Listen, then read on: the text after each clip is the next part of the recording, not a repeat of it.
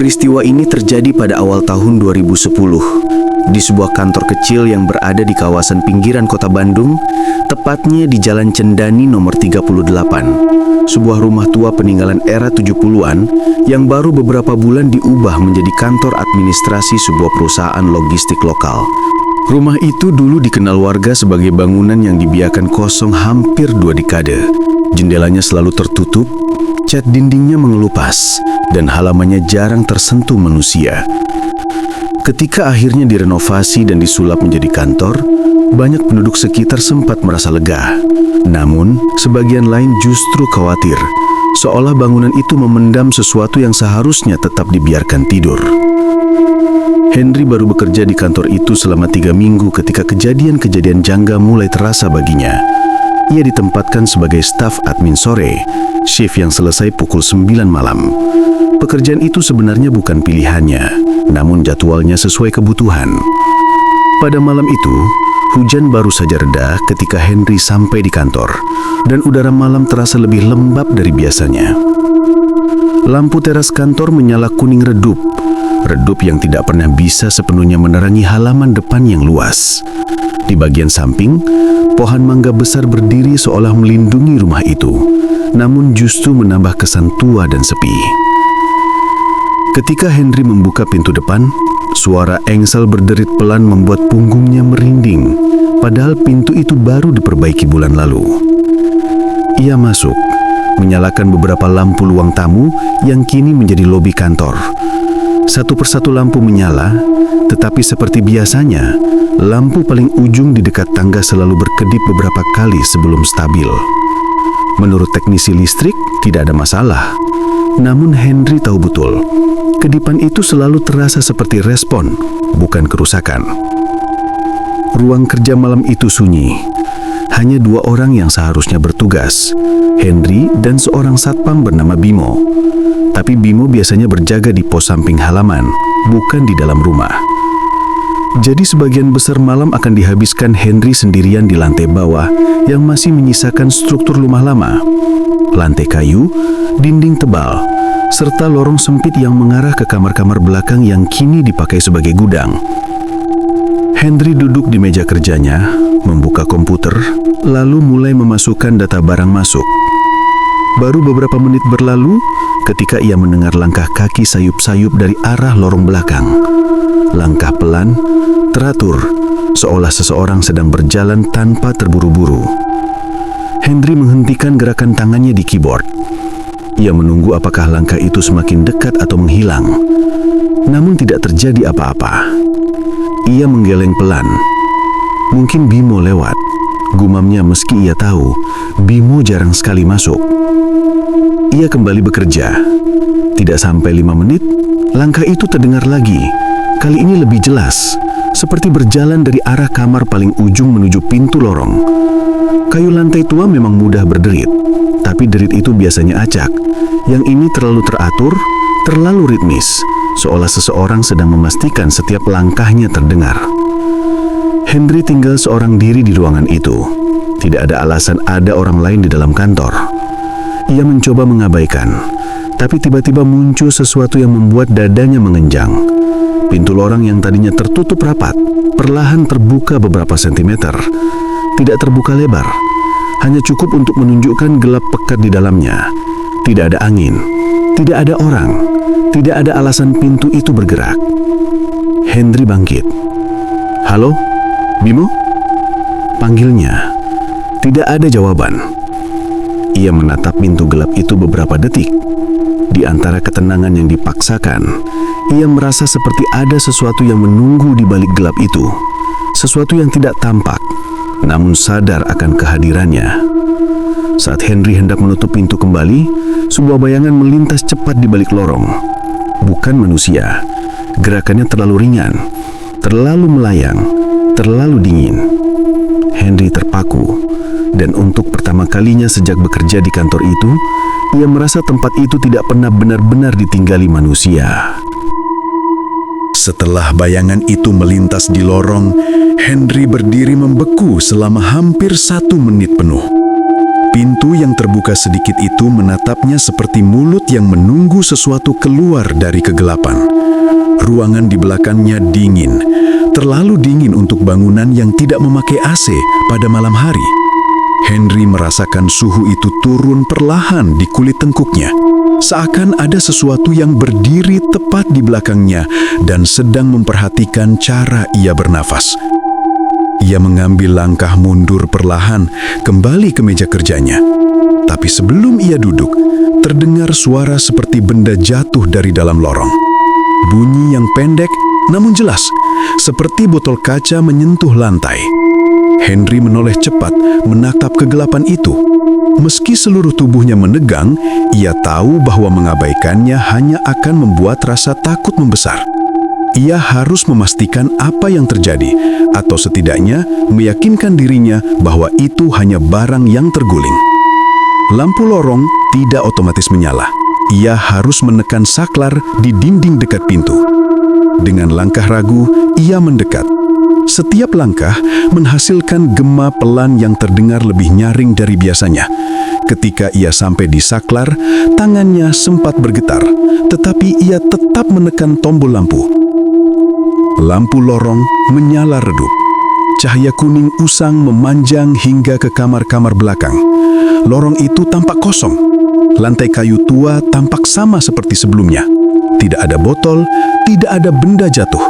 Namun bau lembab yang berasal dari lorong itu tiba-tiba berubah lebih kuat.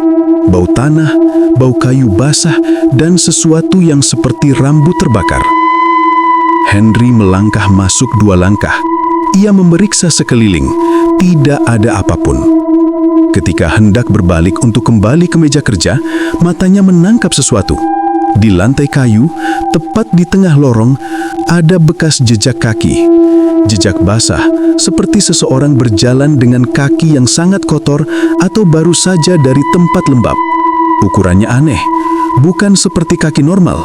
Jari-jarinya terlalu panjang dan telapak kakinya terlalu sempit, seakan hanya tulang yang menimpa lantai. Jejak itu hanya satu, tidak ada jejak menuju atau menjauh, seperti pemiliknya berdiri di satu titik dan kemudian menghilang begitu saja.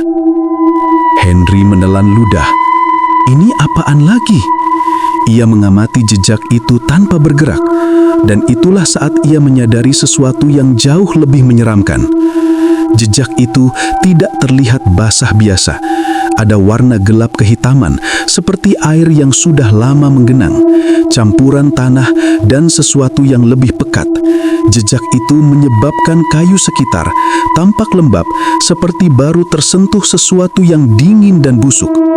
Ketika ia berjongkok untuk melihat lebih jelas, sebuah suara halus terdengar dari arah belakang lorong. Suara nafas, lembut dan dalam, seperti seseorang berdiri di ujung lorong sambil menghela nafas panjang. Henry terangkat berdiri dalam sekejap. Kepalanya menoleh pelan ke arah sumber suara. Lampu lorong yang redup tidak mampu menerangi sudut paling jauh, sehingga apapun yang ada di sana hanya terlihat sebagai bentuk kabur. Namun ia melihat sesuatu, siluet rambut panjang yang menjuntai hingga lantai. Tubuh perempuan, tetapi tidak tegak seperti manusia, melainkan melengkung ke depan, bahunya terjulur, kepalanya sedikit miring, seakan sedang memperhatikan Henry tanpa berkedip.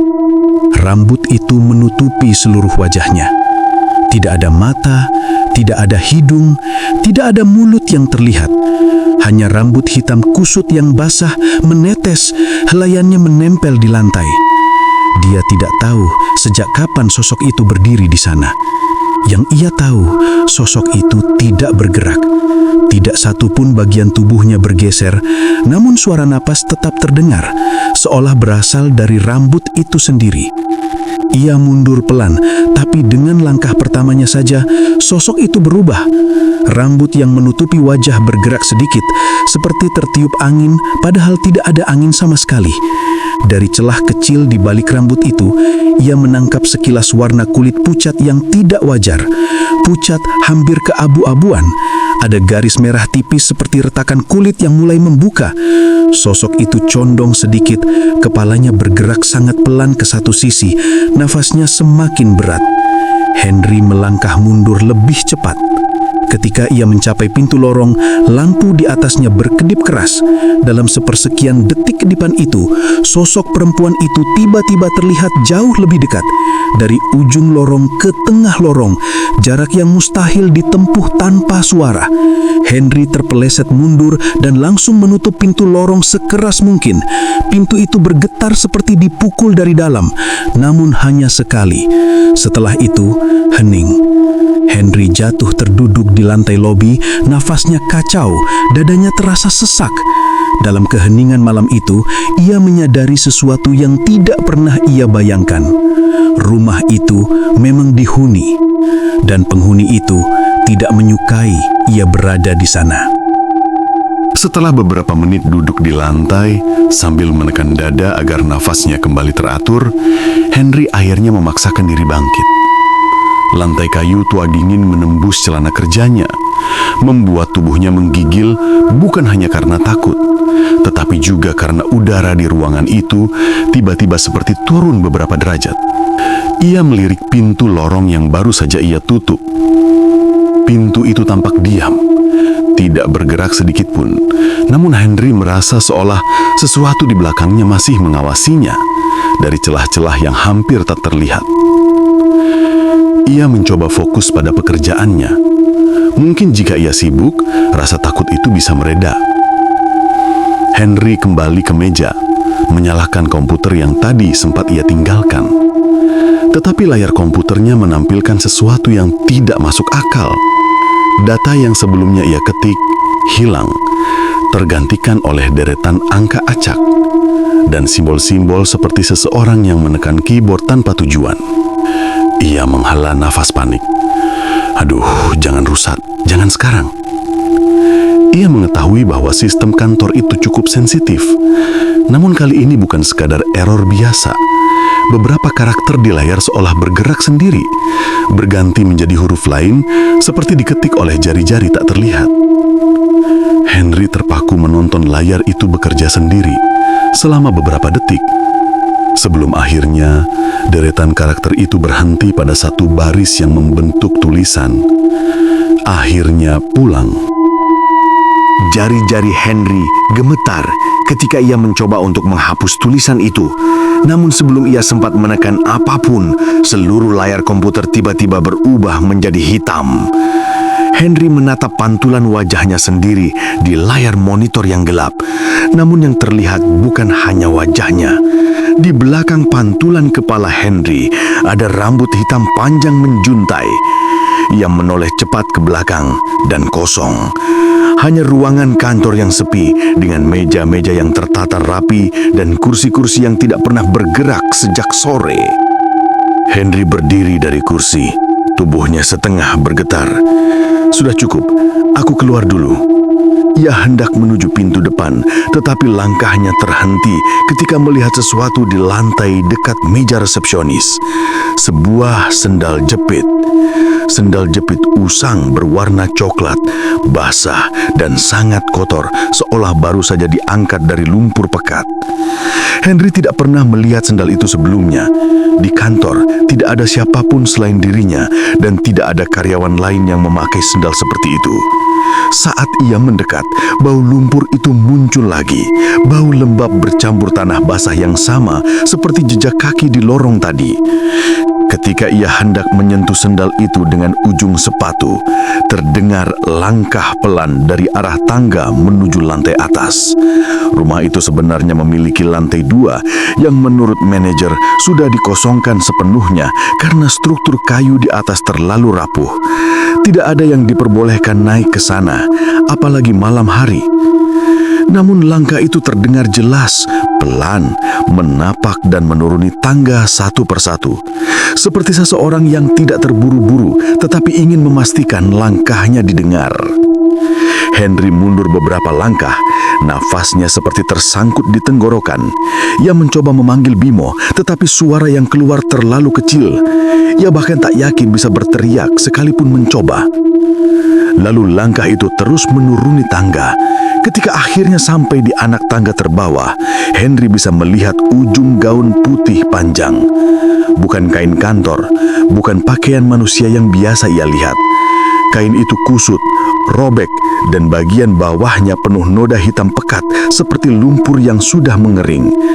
Kain itu menggantung tidak normal, terlalu panjang hingga menyeret lantai dengan cara yang membuat bulu kuduk Henry berdiri. Lalu rambut panjang hitam menutupi wajah, bergerak pelan seolah mengikuti aliran udara yang tidak ada. Rambut itu basah, sebagian helainya terangkat sedikit seperti disentuh tangan tak terlihat. Sosok perempuan itu kini berdiri sepenuhnya di bawah tangga. Namun yang membuat Henry hampir kehilangan suara bukan rambut atau gaunnya, melainkan kakinya. Kaki itu bukan kaki manusia. Dari lutut ke bawah, kulitnya tampak membiru dan membusuk. Urat-urat menonjol dan jari-jari kakinya panjang, sangat panjang, seperti cakar yang baru keluar dari dalam tanah. Sosok itu tidak bergerak. Ia hanya berdiri, menghadap Henry dari balik tirai rambutnya. Tapi nafas berat yang keluar dari tubuhnya terdengar jelas, seperti bersumber dari dada yang rongganya tidak lagi utuh. Henry mundur beberapa langkah, sampai punggungnya menabrak meja. Dan saat itulah sosok itu bergerak. Bukan melangkah, bukan berjalan. Tubuhnya melesat maju tanpa suara, seolah meluncur di atas lantai. Henry berteriak dan berlari ke pintu lobi. Namun pintu itu menutup sendiri sebelum ia sempat menyentuhnya. Tubuhnya menabrak pintu kayu keras, membuat kepala Henry berputar seketika. Di baliknya, sosok itu sudah berhenti beberapa meter dari dirinya. Masih melayang sedikit, rambutnya ikut bergerak meskipun ruangan sangat tenang. Dari celah rambut itu muncul sepotong wajah, kulit pucat dengan bibir sobek tipis yang terbuka tidak normal, seperti seseorang yang tertawa tanpa suara. Dan Henry menyadari, sosok itu tahu ia tidak bisa pergi kemanapun. Henry pun bersender pada pintu yang terkunci, dan nafasnya memburu. Keringat dingin membasahi tengkuknya. Sosok itu masih berdiri beberapa meter darinya, melayang sedikit dari lantai. Rambut panjangnya menutupi sebagian besar wajah, tetapi Henry bisa melihat kulit pucat yang pecah, retak seperti tanah yang lama tak terkena air.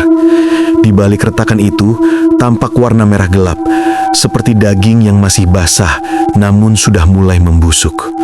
Sosok itu tidak bergerak, tetapi ruangan seakan menahan nafas bersamanya. Udara menjadi begitu berat, seolah menyerap suara-suara di sekitar. Bahkan jarum jam di dinding seakan tak lagi berdetak. Dalam kesunyian yang menyesakan itu, Henry merasa seolah ia sedang berdiri di antara dua dunia, dunia hidup dan dunia yang tidak lagi mengenal cahaya. Tangan Henry bergetar saat ia meraba gagang pintu. Berharap entah bagaimana pintu itu bisa terbuka. Namun seketika jari-jarinya terasa dingin, seperti disentuh sesuatu dari seberang pintu. Henry menarik tangannya cepat, menahan teriakan. Ia melirik sosok itu lagi. Perempuan itu kini memiringkan kepalanya sedikit. Gerakan itu sangat pelan, sangat lembut, namun justru membuat tubuh Henry semakin kaku. Dari balik rambut yang menutupi wajah, terdengar helaan nafas berat, panjang, seperti seseorang yang sudah lama menunggu. Dan tiba-tiba, tanpa peringatan apapun, lampu ruang lobi berkedip keras. Sekejap segalanya gelap, sekejap kemudian terang kembali. Dalam kedipan itu saja, sosok perempuan itu sudah berada jauh lebih dekat, hanya beberapa langkah dari Henry. Tidak ada suara, tidak ada langkah, hanya perpindahan yang terjadi dalam satu kedipan. Henry langsung bergerak ke samping, mencoba mengitari meja resepsionis untuk menjauh. Namun setiap kali ia bergerak, sosok itu selalu muncul lebih dekat dari sebelumnya. Tidak melompat, tidak berlari, hanya muncul, seperti gambar yang berpindah posisi dengan cara yang tidak mungkin dilakukan makhluk hidup. Henry akhirnya bersembunyi di balik meja resepsionis. Tubuhnya meringkuk, menahan napas, berharap sosok itu pergi. Ruangan kembali hening. Telapak tangannya menempel pada lantai kayu yang dingin. Di bawah meja itu hanya ada kegelapan sempit dan bau lembab dari kayu tua yang lama tidak disentuh cahaya. Lalu terdengar sesuatu sesuatu menggelitik lantai. Awalnya pelan, seperti helai rambut panjang yang diseret pelan melewati kayu. Henry memejamkan matanya, mencoba meyakinkan dirinya bahwa ia hanya membayangkan, tetapi suara itu semakin jelas.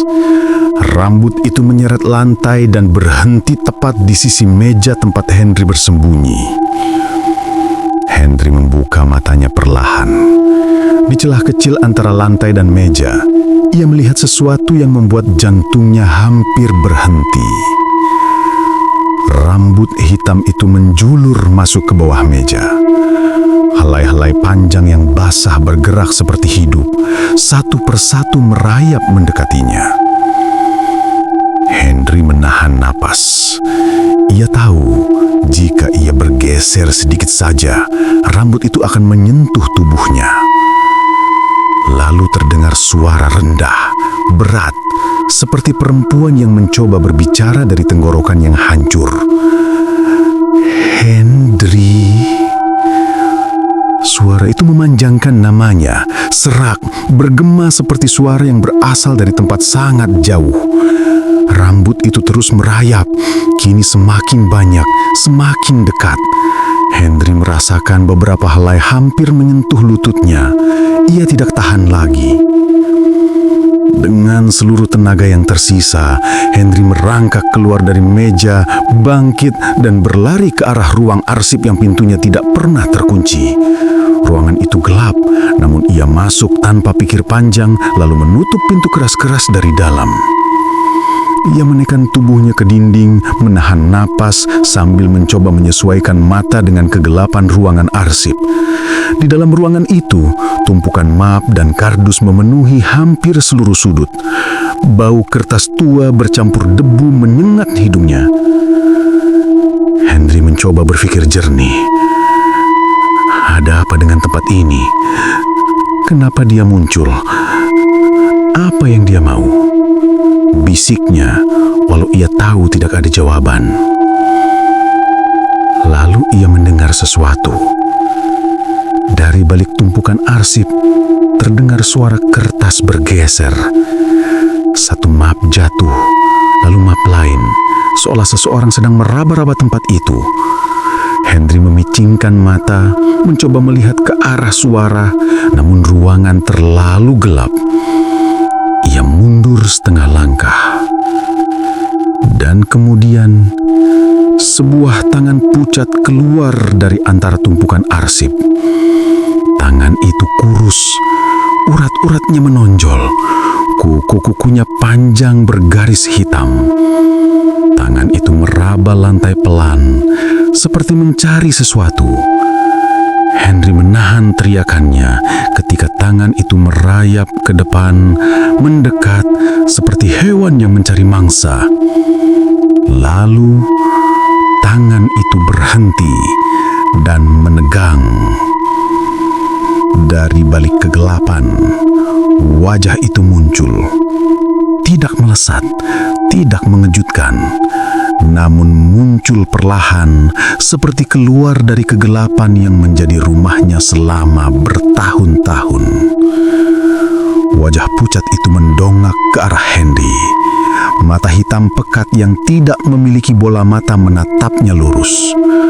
Bibir sobek itu terbuka lebar, jauh lebih lebar dari batas normal manusia, seolah kulit wajahnya ditarik paksa ke samping. Senyum itu merekah sangat lambat, dan ia berbisik, sangat pelan namun jelas. Disinilah kamu seharusnya berada. Henry terpaku. Tidak ada jalan keluar dari ruangan itu. Henry berdiri di ambang pintu ruang arsip bawah tangga. Lampu-lampu kantor padam total, menyisakan hanya pantulan samar temaram dari jalanan luar yang masuk melalui kaca depan. Udara terasa berat, tidak bergerak, seperti seluruh ruangan menahan nafas. Ruang arsip itu kembali terbuka sedikit. Padahal tadi Henry yakin ia sudah menutupnya rapat. Celah pintunya menganga seperti mulut yang mempersilahkan masuk. Ia melangkah perlahan, menahan gemetar pada kakinya. Di setiap langkah, lantai kayu tua itu terasa berbeda, lebih dingin, lebih getas, seolah tahu betul bahwa manusia terakhir yang masuk ke ruangan itu tidak pernah keluar lagi. Henry mencoba mengatur nafas, tetapi dadanya berdegup terlalu cepat. Dia membisik pada dirinya sendiri bahwa ini hanya kelelahan, bahwa semua yang ia lihat sebelumnya hanyalah halusinasi. Namun semakin dekat ia ke pintu itu, semakin jelas bahwa tidak ada satupun dari kejadian malam itu yang bersifat kebetulan. Ketika Henry menyentuh gagang pintu, ruangan di belakangnya berubah sangat sunyi. Tidak ada lagi suara kendaraan dari luar, tidak ada suara angin, bahkan suara nafasnya sendiri seperti meredam. Hening itu terlalu sempurna, terlalu tidak manusiawi. Henry mendorong pintu itu perlahan. Ruang arsip tampak gelap total, hitam pekat seolah menyerap cahaya apapun yang berani mendekat. Tumpukan box arsip di sisi kiri tampak seperti siluet tubuh-tubuh yang berdiri mengawasi. Henry melangkah masuk. Kepalanya langsung berdenyut.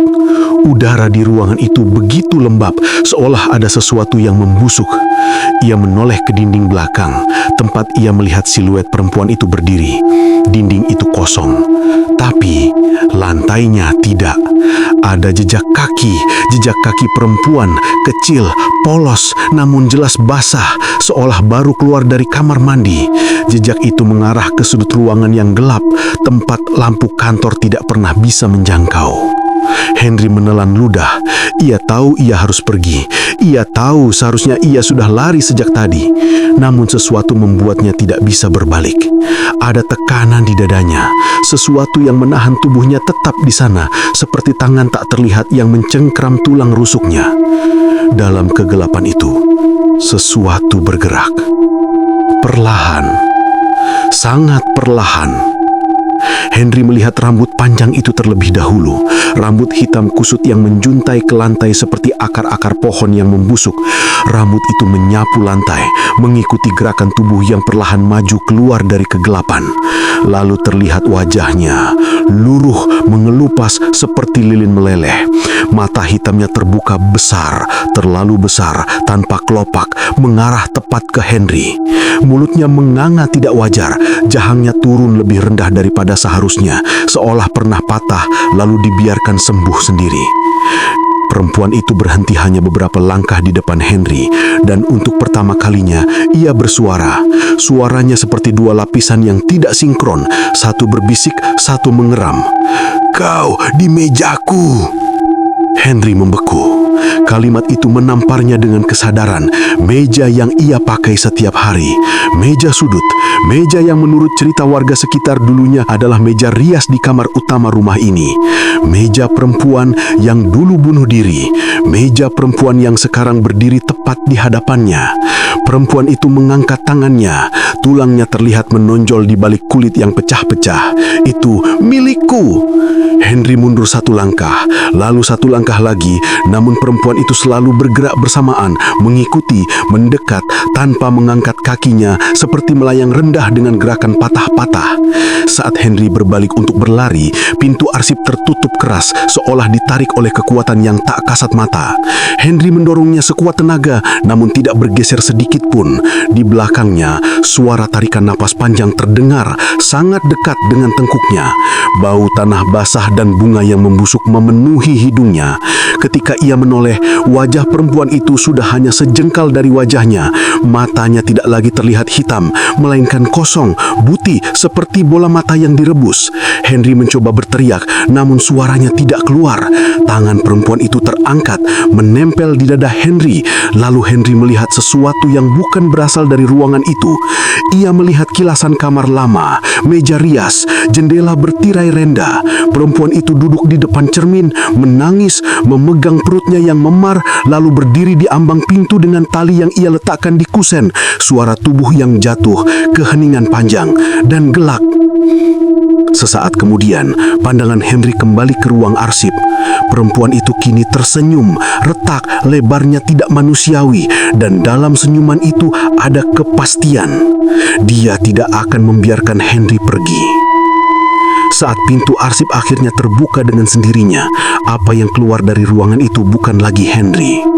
Dan sejak malam itu, setiap karyawan yang lembur di kantor tua itu bersumpah melihat seseorang duduk di meja sudut dalam posisi yang tidak normal, seolah menatap monitor, tetapi wajahnya selalu menoleh lebih cepat daripada lampu yang dinyalakan.